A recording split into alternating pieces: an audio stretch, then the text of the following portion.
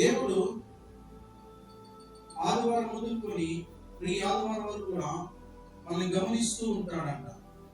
ప్రయాణంలో, పనిపాట్లలో, అన్ని విషయంలో కూడా మనల్ని గమనిస్తూ ఉంటాడు. ఎంత భక్తి చేస్తుంది, ఎంత జ్ఞానం కలిగి ఉంది, దేవుని ఎంత నమ్మకం కలిగి ఉంది, మరి పోయిన ఆదివారం ఏ వాక్యం చెప్పామో ఆ వాక్యం ఎంతసేపు హృదయంలో ఉంచుకున్నాడని దేవుడు చూస్తూ ఉంటాడు. మనుషులు మాత్రం పై రూపాన్ని చూస్తాడు, మన దేవుడు హృదయాన్ని లక్ష్య పెట్టే దేవుడు. Praise the lord.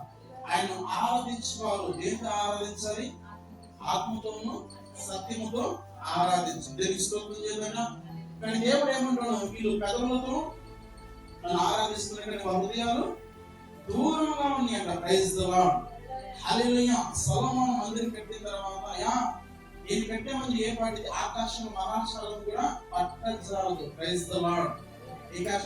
ఆకాశము మహాశాలను కూడా నీకు పట్టజాలదయ్యా, నేను మందిరం కట్టి ఏ పాటిదని సొలొమోను రాజా అన్నాడు.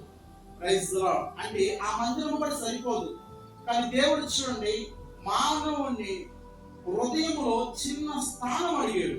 ఏంటి ఆ స్థానము? హృదయం అడిగాడు. Praise the lord.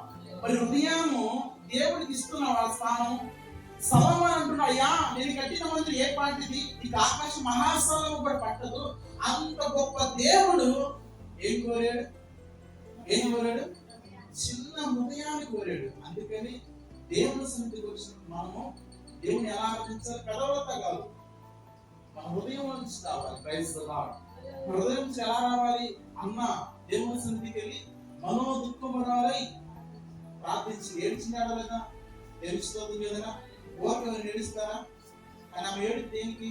కుమారుడి కోసం. Praise the lord. ఇది కదా ఆరాధన అంటే.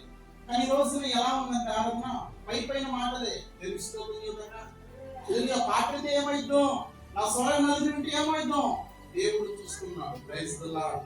హల్లెలూయా. కావున ప్రియమైన దగ్గరికి పెట్టారు. ఏదైనప్పుడు కూడా మన దేవుడు ఆకాశ మహాస్థలం కూడా పట్టజాలని దేవుడు ఈ రోజున మానవుడి రూపంగా ఈ లోకానికి వచ్చి ఆ చిన్న హృదయములో నాకు సాధిస్తే నీ జీవితాన్ని మారుస్తానంటున్నాడు. మరి ఇష్టమైతే ఈ ఉదయకాలంలో దేవుడు మనం ప్రేమించి ఈ స్థానంలో తీసుకుని వచ్చాడంటే నీతో ఏదో అవసరమై ఉన్నది. తెలుస్తుంది. మంచిది గడిచినటువంటి వారం